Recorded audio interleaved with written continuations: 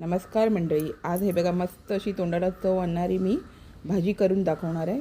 तर ही बघा, ही भाजी म्हणजे मोहरीची भाजी आहे, ज्याला तुम्ही राई पण म्हणतात, त्याची भाजी आहे। या पानांची भाजी खूप छान होते आणि जर आपल्याला थोडं बरं नसलं, काय नसलं, आपल्या तोंडाला चव नसली तर नक्की मोहरीची भाजी तुम्ही करून खा, खूप छान लागते। साध्या पद्धतीत पण करायची झाली तरी नुसतं कांदा मिरची घालून केलात तरी चालेल। आता फक्त मी यामध्ये मुगाची डाळ घालणार आहे। मूग तर पौष्टिकच असतात, चणा डाळ तूर डाळ घालून सुद्धा करतात आणि नुसतं कांदा मिरचीची सुद्धा करतात। तर आता मी ही मूग डाळ घालून घेणार आहे आणि ना ही कोळी कोळी पानं असतात। आता हे काही पिकलेली पानं असतात ती काढून टाकायची, सगळीच पिकलेली नाही मिळत, एखाद दुसरं मिळतं आणि आपल्याला फक्त वरचा भाग घ्यायचा आहे। याचे देठ पण कोवळे आहेत, पण मी आता फक्त वरचा भागाचाच असं म्हणजे थोडासा कोवळ्या देठासकट ही पानं घेते आणि पानं तुम्हाला पाण्यामध्ये थोडा वेळ भिजत ठेवून नंतर स्वच्छ धुवून पाणी निथळून वगैरे मगच आपल्याला कापायला घ्यायचे।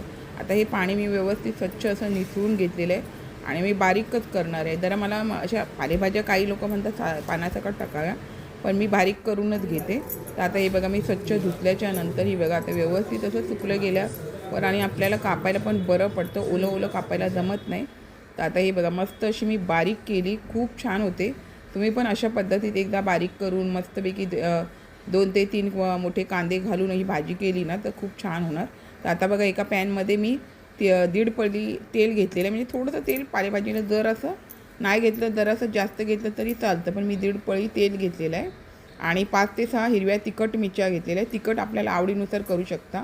2 मोठे कांदे बारीक करून घेतलेले आहेत, कांदे पण जरा कटरमधूनच छान असे बारीक करून घेतले।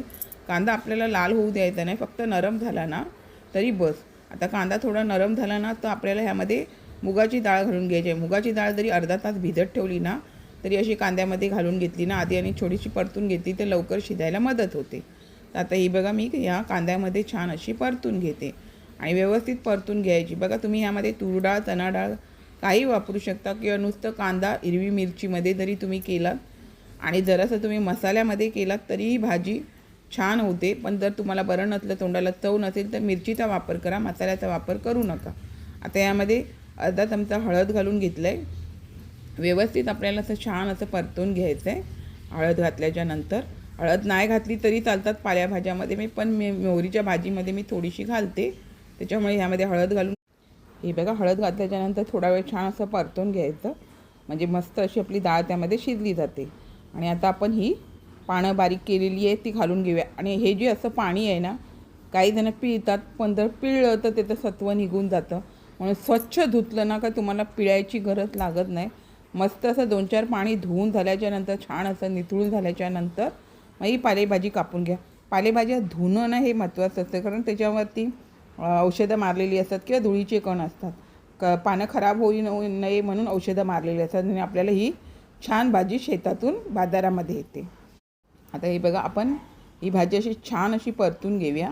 परतून घेतल्याच्यानंतर आता त्यामध्ये मूग डाळ घातलेली आहे। मूग डाळ पण ह्या पाण्यामध्ये, भाजीच्या पाण्यामध्ये छान अशी शिजली जाते, पण थोडं शिजायला पाहिजे म्हणून आपल्याला काय करायला हवं आहे, ह्यावरती थोडंसं झाकण मारून घ्यायचं, जेणेकरून काय माहिती आहे छान अशी शिजली जाते।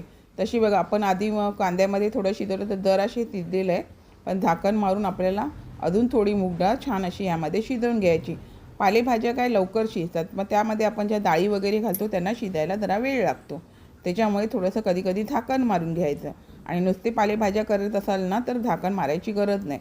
चवीनुसार आता ह्यामध्ये मीठ घालायचं, मीठ जास्त घालायचं नाही, बेताचंच घालायचं, नाही तर पालेभाज्या कशा खारट झाल्या का चांगल्या लागत नाही खायला, त्याच्यामुळे मीठ हे बेताचंच घालायचं आणि छान असं परतून घ्यायचं।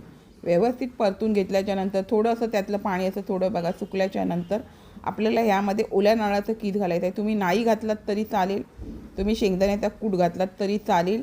आता ही बघा मूग डाळची छान ह्यामध्ये शिजली गेलेली आहे आणि आता आपण मस्तपैकी आता ह्यामध्ये खोबरं घालून घेऊया। आता हे बघा ह्यामध्ये पाणी पण सुद्धा दिसत नाहीत। आता ह्यामध्ये मी ओल्या नारळाचा कीस घालून घेते। मी मूठभर आता ओल्या नारळाचा कीस घातला आहे। आता आम्ही मालवणी बोलतो तर आमका होया जाता, त्याच्यामुळे मी ओल्या नारळाचा कीस घालून घेतला आहे आणि छान असं आपल्याला ओल्या नारळाचा कीस घातल्यानंतर 1-2 मिनटं छान असं परतवून घ्यायचं, कारण नारळ ओला असल्यामुळे त्यामध्ये पाणी राहून जातं, त्याच्यामुळे व्यवस्थित आपल्याला भाजी सुकी करायची आहे। आणि ही भाजी मंडळी भाकरी चपातीबरोबर तर एक नंबर खायला लागते। ज्याला बरं नसेल त्यांनी भाकरीबरोबर, नाचण्याची भाकरी असते त्याच्याबरोबर खायला द्या। आणि त्यांच्या तोंडाला पण छान अशी चव येते.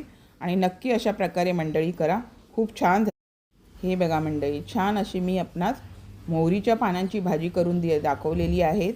अशाच नवनवीन रेसिपी किंवा इतर व्हिडिओसहित मी आपणास कायम भेटतच असते. आपण माझ्या चॅनलला लाईक, शेअर, सबस्क्राईब, हाईप करायला विसरू नका. चला तर आता इथेच थांबते. मस्त खा आणि स्वस्थ राहा. आपण माझे व्हिडिओ पूर्ण पाहता त्याबद्दल मनापासून खूप खूप धन्यवाद. आणि बेल आयकॉन पण क्लिक करायला विसरू नका.